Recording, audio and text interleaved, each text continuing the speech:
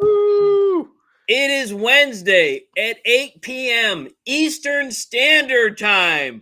My protest is over. I will continue as to not talk about this until we go back to springing forward, where we'll be back on daylight savings time, and I will whine and whine for all that period of time. Apparently, it keeps getting shorter and shorter every time. Not the daylight saving times, but the standard time. But anyways, I'm your guide, Sean McZoo, who's whining about the time change in a positive way. I think we're whining about the last one. And this is the Reptile Show reporter. As usual, Bill Strand, the headmaster of the Community Academy, is my co-host. He has to put up with me for the whole show, unless he fades out or his internet goes out or he pretends like his internet goes out. I don't know what it is. What? Can't hear you. Exactly. Tonight we have improving reptile shows by size and perspective. So we're going to review the different sizes and different perspectives. We're going to look at perspective of our old pillars, because our new pillars, the things that would be at the show that are not that are the extras, probably wouldn't have an opinion on being there or not being there. So I think we're going to do it from that perspective. But now buckle up, because it's time to start the show. It's time.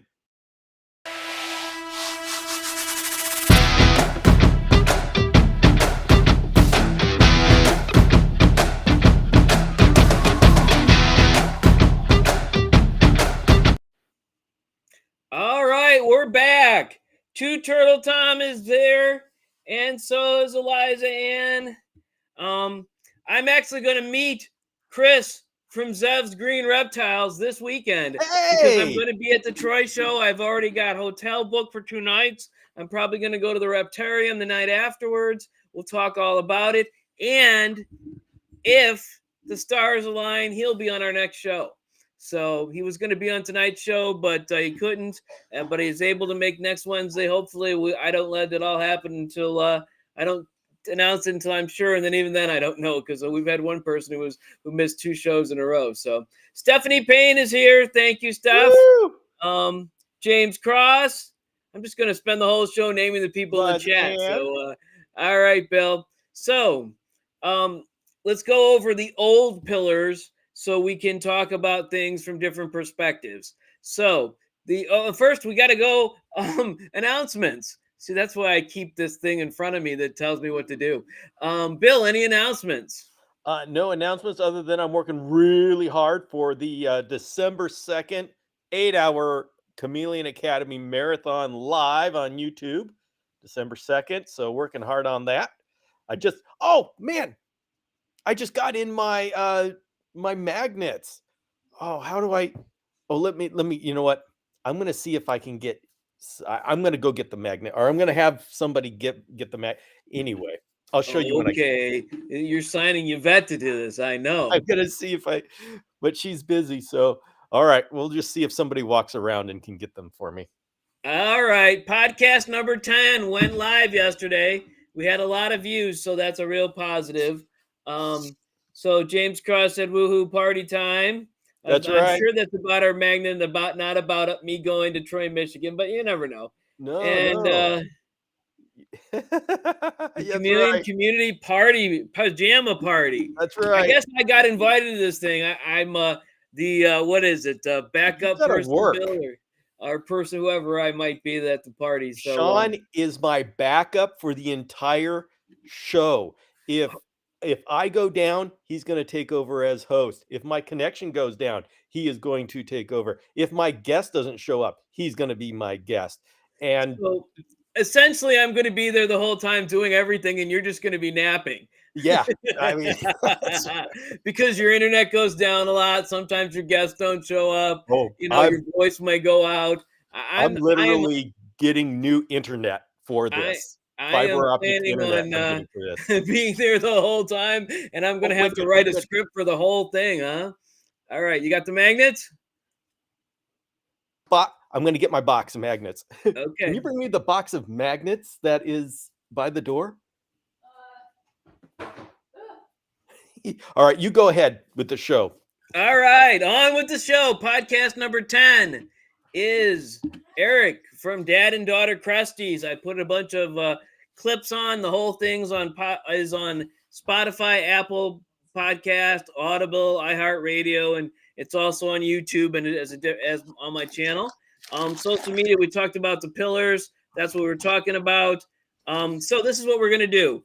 We're going to use the new pillars out of order, but we're going to be talking about there was our okay. All right, Bill, go ahead. Can't wait. Oh, well, this is going to be mirrored. Oh, no, it's not mirrored. Look what I got for the giveaways. I got these for giveaways for the December the pajama party. This is for your Oh, refrigerator. that's You a get a lot more Sharpie. visible, Bill, now that you're holding it there. All right, What? so who gets those? Everyone who Well, shows up? I'm People who are the gonna. guests? Who gets those? There's gonna be part of the giveaway, and it's Mhm. like one of those things. There, I'll probably. I don't know how many people are gonna show up, but I will. I want to give these freely to people who show up. So, Okay. so All right. I got some.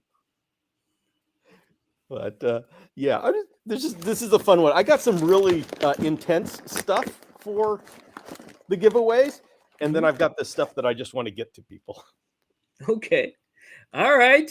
So where was I at, Bill? I don't know. Talking about pillars and like official stuff. Yeah, I don't know. The show promoter, the potential pets, the vendors, the attendees. I think we're going to go in the attendees, vendor, potential pet, and then if we have time, the show promoters.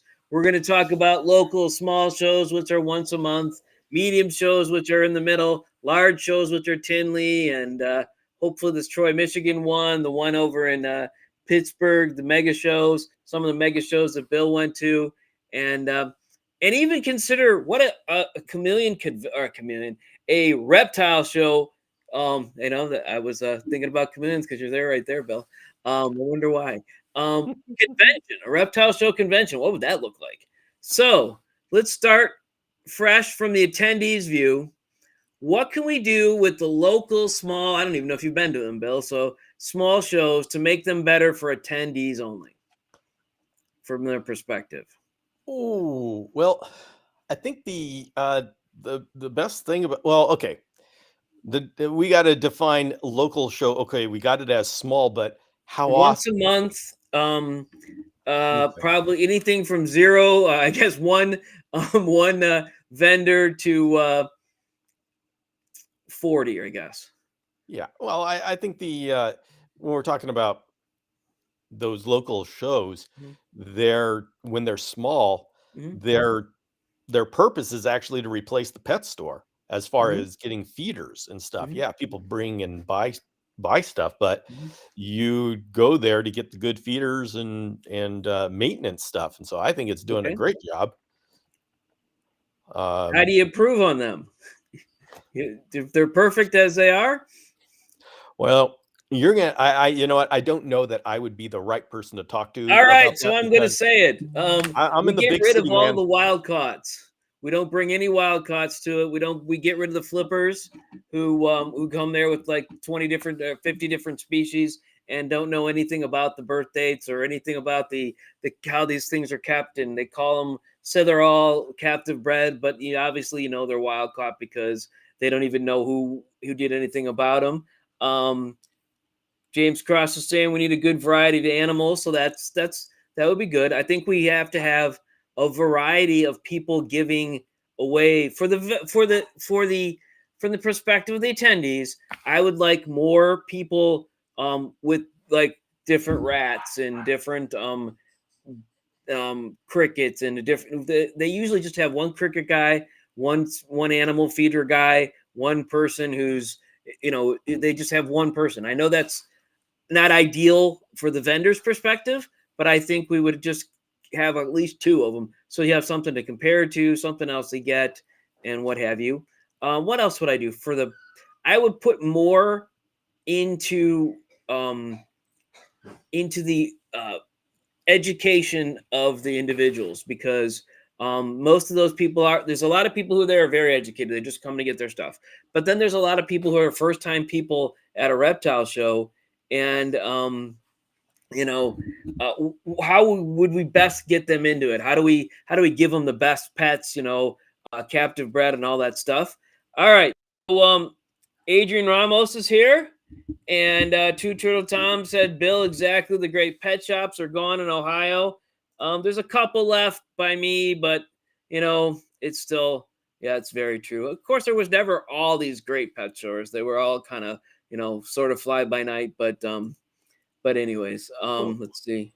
I mean, maybe I'll add in. I think this is something not just for small shows, Mm-hmm, but for every show, mm-hmm, uh, to have educational sections of the show. And mm-hmm, so by that, I don't mean necessarily seminars and speakers, because people don't go to shows to sit and listen to a speaker.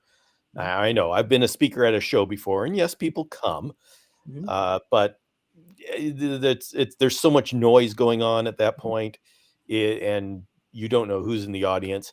mm-hmm, But to have an area in the corner, that a nice big booth in the corner that essentially is there for the beginners and has demonstrations of what cages should look like. mm-hmm, And I've been thinking about doing this for chameleons. All I need is do a Chameleon Academy booth at one of these reptile shows where it's all about the education about this is what the cages should look like. And so I mean, that's something I think would be great to welcome people in. mm-hmm. That's cool. All right. So let's look at the other perspective. How about from a vendor perspective at these small shows?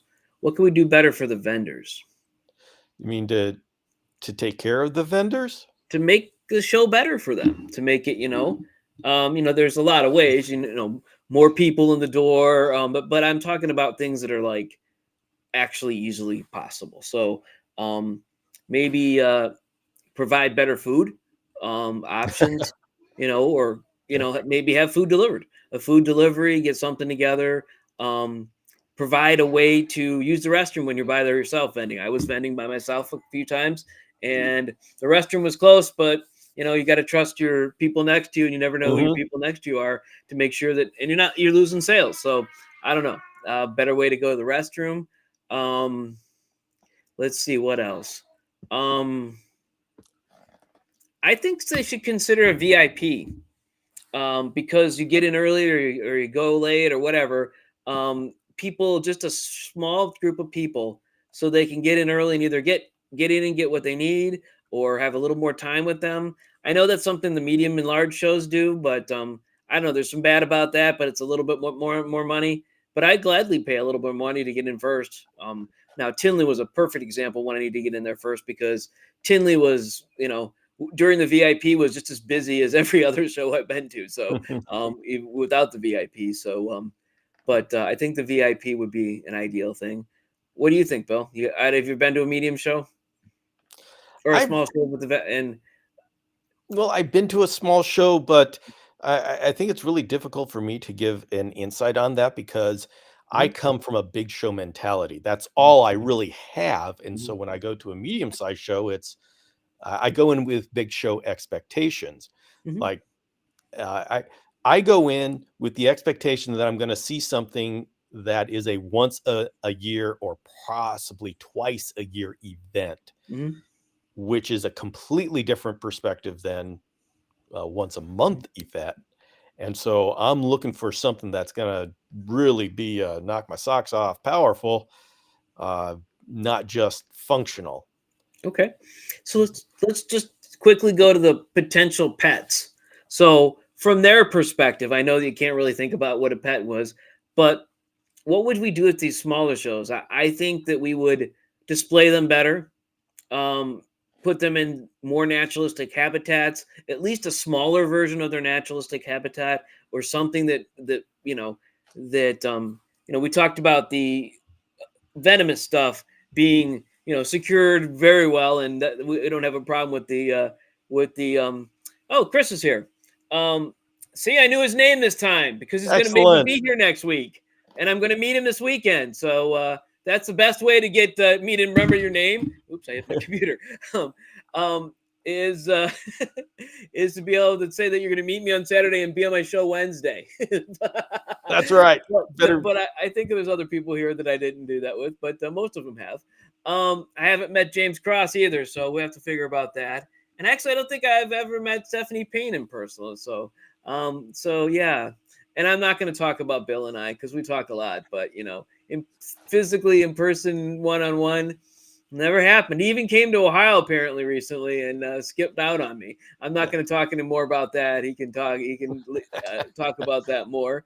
Anyways, so to potential pets, I think it would be ideal to let them have the space that they need, the security that they need, and all right, Liz Ann, see ya. Hi, Lizanne. Um, but I think that's the only thing. And, to not have tons and tons of every single pet, like 50 ball pythons that are all the same morph or whatever. I don't know. I guess the having all those things and being dragged from show to show to show wouldn't be ideal. So, But okay. how do you do that? How do you do what? How would you be able to control what I don't comes to know. the I'm not show? saying how we should do it. I'm just saying I see, how it, okay. from a perspective of a potential pet, what would it be ideal to do to change the show? I'm Yeah. not saying I would ever do it or I Yeah, can do we're it. just goalpost makers. We're not the players on the I field. know. It's like I'm putting in the goalposts. I may even referee, but I'm not playing. Let the people play in the sand, and we gotta tell them where the goal is, and then they can just go to the goal line. All right, and then the show promoter. I don't know. I've never been a show promoter, but from a promoter's perspective, I think the smaller shows. What could we do? We could make it easier for them by showing up, having a lot more people show up, showing up consistently through the time frame. Um, I don't know. I don't know what else. I guess I'd have to get a show promoter on to talk about this stuff. I think I'm going to scratch that from the list, Bill. Oh, I mean, I think it's really simple. With the show promoter, just sign up early, pay your Mhm. money, and show up, and don't break down until the show is over, no matter how slow it is.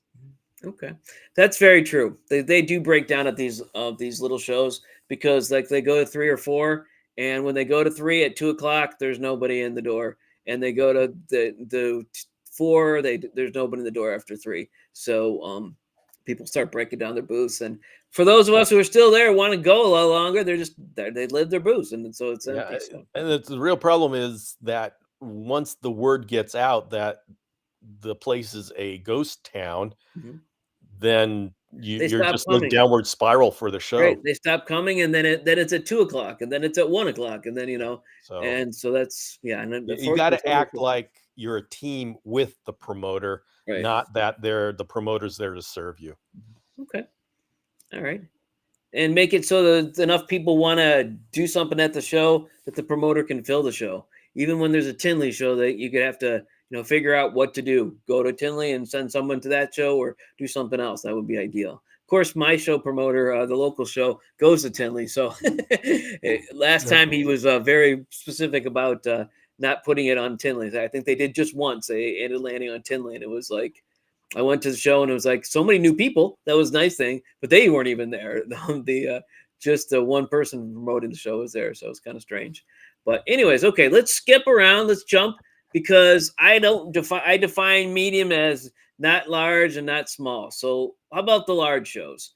Let's look at from the attendee perspective. What are things that people could do that's new, exciting, or different that attendee for the attendees at the larger shows? At the larger shows, the best thing, because we already have a whole lot of people, we have the diversity, we have Mhm, enough to keep you busy all day. mhm, The biggest thing is room to move. mhm, And that's one thing that, like the Rami with this Reptile Super Show here in mhm, California does really well. He mhm, gets the big spaces, and so there's room to move around. mhm, I remember when we were in the San Diego concourse, and mhm, it was just you're just crammed in there. Is really hard to mhm, just get anywhere, and so that was a big pain. mhm, And I'd say that's the parking and the space inside. mhm. That's the big thing. Um, yeah, Chris says Tinley design. parking was kind of challenging midday. It wasn't at the end of the day, it wasn't at the beginning of the day, midday. Um, the Pittsburgh show, which I would consider medium to large, was really great parking. It was in a great convention center. There was parking everywhere. You could park anytime. There really wasn't a challenge to park. Yeah, well, No cost either. I So guess there's not a challenge necessary to find a space, but that's because it's done well. Um, Anaheim Convention Center is a little bit more difficult because that gets filled up and parking is expensive there. $20 just to get in. When you do it at the Pomona Fairgrounds, that's $12 to get in, so that's a little bit better. But there's always a lot of walking just to get to the front door. Okay. I would just imagine that Tinley would be like that. It is. What you'd think it would be, but it wasn't the first day. It wasn't when we got there early. In the middle of the showtime, it was a little bit, but there was part. They had secondary parking, and there was no charge for parking for Tinley. Okay. That's we're gonna have to do this one next year, Bill, or in April, whenever we have to figure it out. Figure out how to do that show together. If I can get a booth, I don't even know if I can get a booth. Yeah, that's we may have to start planning for 2025. Okay. Well, I have people who have booths, so I might be able to share with somebody. So I'm starting to learn the different people and what have you. So we'll have to figure it out. We'll get it done. So from the vendor perspective, what can we do to make the shows better for the vendors at the large shows? At the large shows, I am thinking make it so people can get in. It gets so big and it gets to the point where it's hard to find a booth. And so, things gets filled up. So do you have VIP passes at the places where you go? Yeah, sometimes, but okay. I mean, I guess that makes it better for vendors because you can get the serious people out of the way. I mean, and all of the problems, I don't know that there's any big problem that can be solved. The other problems are problems you want. Too many people, can't talk to everybody. That's the great problem to have. You got a lot of people going by. There's nothing you can really, I don't know that there's any much you can really do about theft. Going. Well, Tinley has and what do you call it? Pittsburgh Mega Show had somebody at the doors, and you had to have a paid sticker. Now you could get paid stickers anywhere, but they were different colors for different days, and there was something at least you could have it. You couldn't walk out with it, and it'd have to be the signature. Every vendor had the same sticker, so it wasn't like you could. Yeah, I know that's the thing, but if somebody's stealing a gecko, they stuff it in their pocket, right? We're not searching everybody as they go out the door.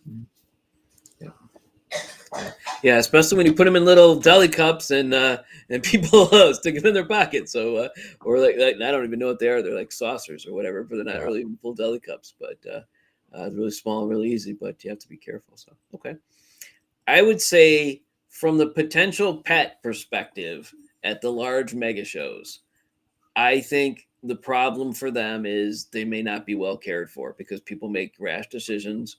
They're not able to get everything. They can't talk to the vendor. They don't have enough time to talk to them. They don't talk to them about it. There's no guarantee that these people are going to be doing a good job because the vendor doesn't have time to talk to them about it. I think, I don't know how we'd fix it for the I don't know how we'd fix it for the potential pets, but I think we need to have more time, or I don't know. Well, what do you do to get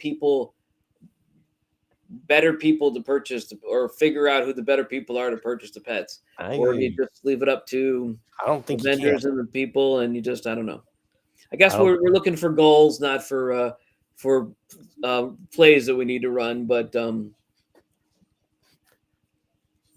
Spectre, yeah, look what I found. Okay. Howard, how are we going to see what you found? Yes. I don't know. I think he's trying to say that he would say, "Oh, look what I found! It's a bearded dragon." I don't know anything about that. I think he just stumbled across our show here. Okay. Oh, is that what he's doing? Okay. I don't know. All right, we're creating we're scenarios. interpreting that comment there, Howard. Howard. Oh yeah. So Howard found us. Okay. All right. I need to put my glasses back on. All right. So yeah, let's Yeah, then we can put up Chris's comment. And so here's the question. Looking at should look into the people they have at the shows. How would they do that? And I think and I there's would an yeah. issue. I think there's a short-term and long-term issue. If you want to have the show a long-term and you want to be have long-term pets and good for the pet industry, yes, you need to look into the people you have there. If you're trying to get the show up to $1 billion a year, I know you don't actually make that much, but make a large amount and sell it to somebody else, other fool, then you just take whoever comes in, and it's one of those issues. I think it's like what is your goal? Is it to break even? If you have a bunch of empty booths, no one will come back. So it's a tough challenge. It's follow the money kind of thing. Do you turn anyone down? How do you rate people? I mean, we don't even know the people. I mean, even the small community of chameleon people, who's good, who's bad, after over time and lots of being, admins and moderators on different websites, we know who we like and what we like, but we don't even know if they're good vendors, if their stuff is good.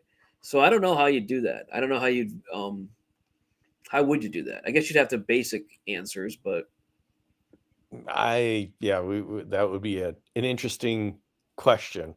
mm, So, yeah, we're not getting anywhere here, Bill. yeah. Well, you said that we didn't have to come up with solutions, just Right. goals. So, Profile questions, check their profile, follower pictures. I guess we could do that. I guess that makes sense. All right. So yeah, yes, I said we didn't have to come up with answers. I just, this is I haven't been to a show in a couple weeks and but we're potential speculating. vendors. What Mhm, could what would we want the promoters to ask us? mhm. Right. And the thing is, what happens if they have old ideas of what husbandry is? I mean, Right. I get people who uh, call me up at Dragon Strand or email me Mhm, and say, "Don't you know that chameleons need screen cages?" mhm. As if they have all of a Not been sudden, paying attention for 20 years. yeah, they're part of some Facebook group that is back in the Stone Ages, but of course they talk like they're the gods, and so now they're coming out of that Facebook group and they are talking to me, asking me, "Don't I know how chameleons should be kept?" And very rarely do I want to say, "Do you know who you're talking to? Do you know who I am?" Very rarely do I say something like that, but these people just really do it for me. I realize, you know what? We've known that screen cages shouldn't be used in most cases for over 20 years now. Howard suggesting we adopt a social score. Holy mackerel, that's going down a deep hole. I'm not going to go. I'm not going to get rid of that comment. Um, actually said no, thank you. So, so I guess he was against it as well. So, all right. Um, so then let's I see. mean, you've got the thing right now. Uh, let's talk what's going on. Morph Market has decided that they're not going to accept chameleon egg sales uh, being sold on their platform. So, I mean, that's a digital show, but let's go ahead, digital marketplace. That's Mhm, a decision that mhm, was made. And so the question is, who makes that decision? That's mhm, an entire somebody's business can a couple people's business can no longer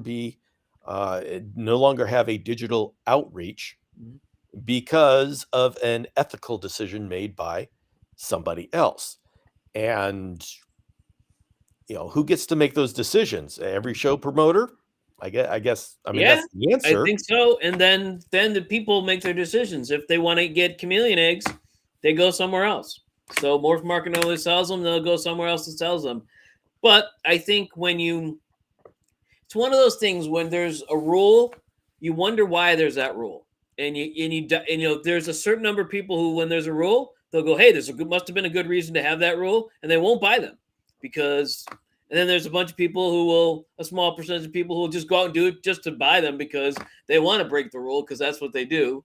And then there's a bunch of people in the middle who don't understand it and just kind of go with whatever the flow is. So, but there's a large group of people who will stop buying chameleon eggs if Morph Market doesn't do it, if your show doesn't do it. I've never seen chameleon eggs at a show. Have you? Yeah, There are shows that sell chameleon eggs? every Wow. show.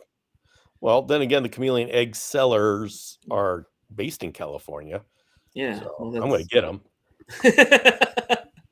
yeah, that's true. So I I haven't haven't seen been known to visit their booths. I just kind of walk by, but yeah, they're here. So how do we feel about people buying animals wholesale from breeding, then bringing them to expos?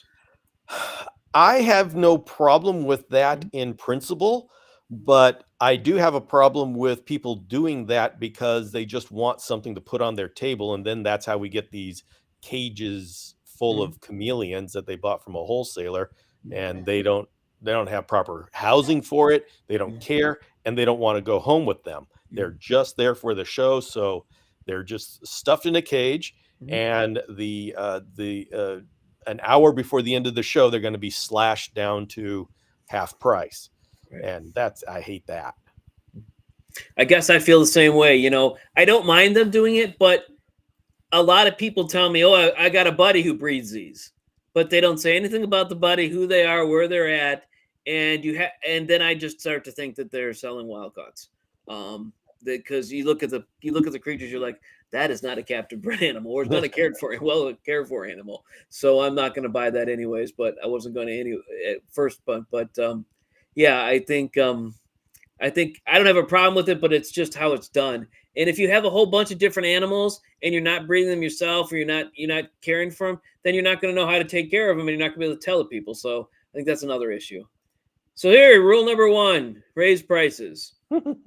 I mean, that does short things and make it harder, make it more challenging to do things, and give smaller number of people, but at the same token, a smaller group of people makes more money. And I think we've talked about it before, Bill, that if you raise your prices to a certain amount to sell chameleons, then people who will really be serious about the chameleons, and they won't think like a $60 gecko is a throwaway. You buy it, a $30 gecko, $25 gecko.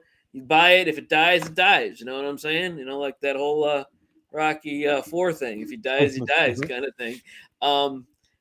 They don't care about it because they didn't pay a lot of money for it. But if you think about a $700 creature, people are going to really remember about it and think about it and take good care about it. Maybe not buy it because it's too much and they don't have the proper thing. So I guess that's fairly true. It's sad, but it's true.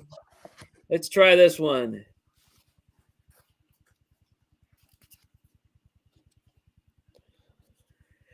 That's a This is problem as true. well because petting Sunday is everything known.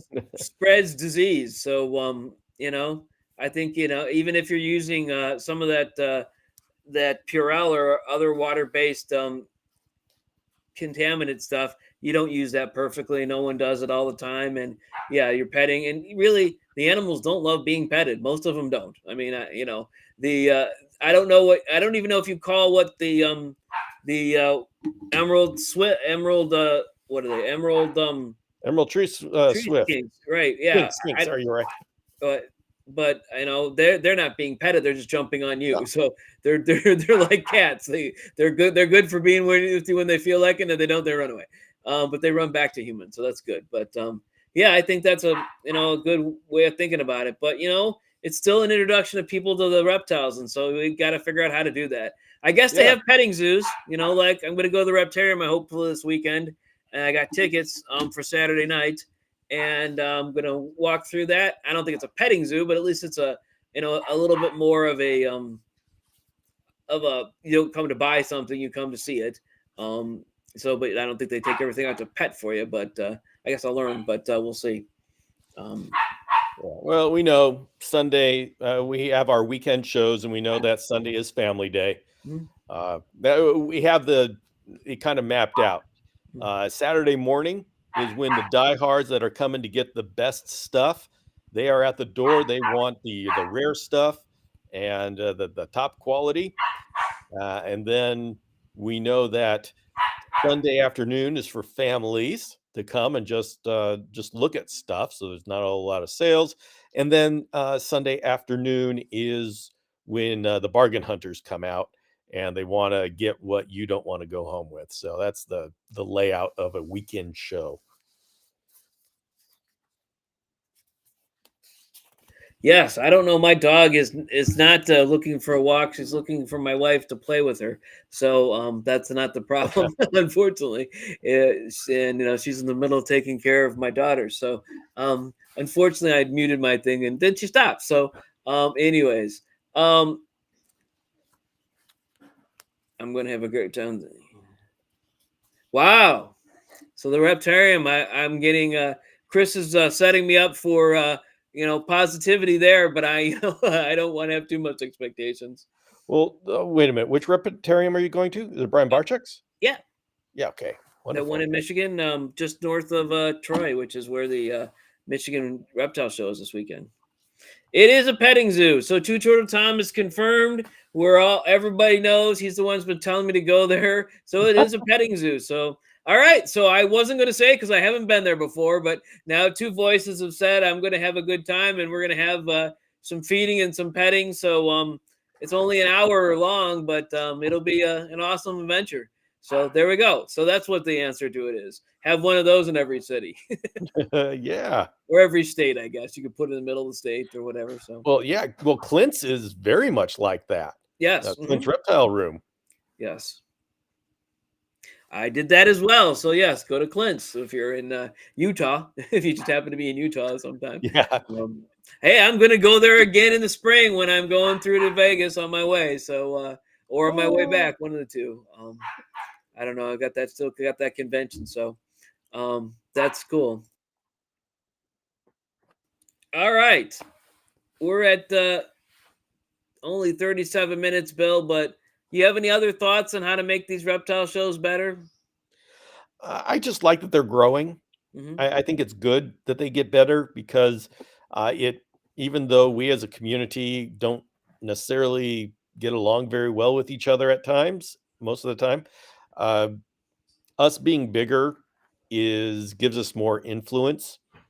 It us being more welcoming to the general public is a huge, like those Sunday afternoons, is a huge opportunity for us to reach out to the non-reptile people because the less scared the general populace is of reptiles and the more fascinated they are, the better it is as far as us not getting laws outlawing us. And the bigger we are, the more we can support exotic veterinarians to increase the quality of life of our reptiles. So I think it's a good idea for us to have these conversations and think about how can we make our community bigger. And part of that, a huge part of that, is the shows. That's very true. We keep my wife and I, what we used to say, something was so close, you keep looking for it, and it was a snake, it would have bit you. But I made a mention of a couple weeks ago that you know what, snakes wouldn't bite you; they'd run away. Yeah. So, or they would, it would be they would go away, and that's what you do. So we don't even say that anymore. They say if it was a snake, it would have looked at you and said you were blind. but but um those kind of things, it's just the vernacular, it's like something people Yeah. say. If it was a snake, it would have bit you. No, it wouldn't have. No, none of these snakes want to bite you. Even the venomous snakes don't want to bite you. You're too big to eat, and you're not gonna, they're not gonna be mean to you. They'd rather run away. So Yeah, they don't don't want to waste wonder. their venom.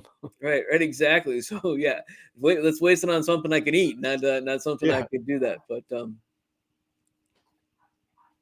yeah, Oh, yeah, yeah. Howard's exactly. being a stick in the mud. Mhm. Yeah, I know, but someone's got to be the stick in the mud. So someone's going to be the pooper of the party, and we need one. So welcome. Yeah, well, he brings up a good point, Mhm. and I don't know how to deal with this. How do you? It's like the vendor's responsibility to be responsible, Mhm. and not every vendor is going to be responsible. I know a number of chameleon people, really responsible chameleon people that won't sell the people unless they have the cage and they show the knowledge. But there's people out there that just want to sell stuff. They don't want to go home with monitors. It's like So Socolata that's- tortoises. They're so small when they're they look like baby turtles. And people sell them. They don't know how big they're going to get. yeah. They're the largest tortoise in the world. So behind the Galapagos and the what's the other one? Anyways, but yep. All right. I mean, Any even other thoughts on iguanas. iguanas? Are terrible. They're awesome, but they're terrible because they are so tiny and so cute, and people want to get them, and then they grow, and then they put them in, and they end up in a reptile shelter. I mean, go to the local reptile shelter. That'll tell you what not to get, Yeah. because there are big snakes, there are big monitors, and there's large iguanas. That's what all there is. And then, of course, in Ohio, there's red ear sliders, which people get and don't know how long they're going to live and get rid of them. But that's the same. All right, Bill. I think we should probably wrap this up tonight. This weekend, I'm going to be.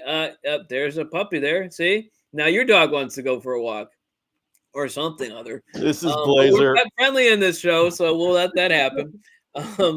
But this weekend, I'm going to go to the Troy, Michigan Reptile Show on Saturday, sometime in the day, and then I'm going to hit the Reptarium in the evening because it's All right. open I from can't 4 to wait to see your 9. You got to pictures love from that. that. What? I'm looking forward to seeing your pictures from that, the Reptarium. And There's going to be a ton of pictures. Hopefully I'll have enough time to get both of them on and put them up and what have you. But at least it'll be But I'm going to have someone to talk to next week, and so it'll be really good. okay. All right. Did I say the wrong Taylor, Michigan? So maybe I said the wrong thing. That's what. All right. Have a good night, Sounds everybody. good. Bye, everybody.